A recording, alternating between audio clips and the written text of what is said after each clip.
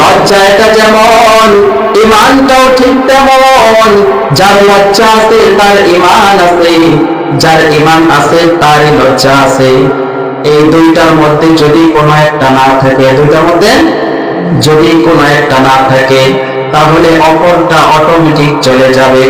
নবীজি সাল্লাল্লাহু আলাইহি ওয়াসাল্লাম বলেন, লজ্জা হচ্ছে ঈমানের অঙ্গ, আর ঈমানের জায়গা হলো জান্নাতে। অর্থাৎ যার ভিতরে ঈমান আছে সে হলো ঈমানদার, যার ভিতরে লজ্জা আছে তার ভিতরে ঈমান আছে, যার ভিতরে ঈমান আছে সে হলো ঈমানদার। নবীজি সাল্লাল্লাহু আলাইহি ওয়াসাল্লাম বলেন, ওয়াল ঈমানু ফিল জান্নাহ, যে ঈমানদার সেই ব্যক্তি হলো জান্নাতি। সুবহানাল্লাহ।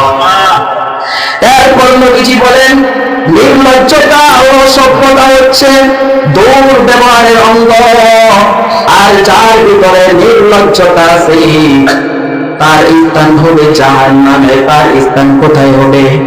জাহান্নামে।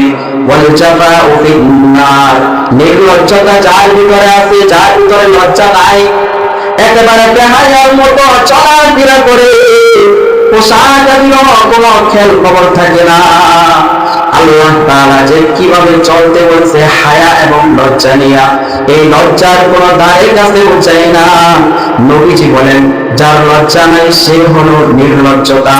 তার ভিতরে যদি নির্লজ্জতা থাকে তাহলে তার স্থান হবে ওয়াল জাফাউ ফিন নার, জাহান্নামে। আল্লাহ তাআলা আমাদেরকে হেফাজত করুন, আমিন বলেন।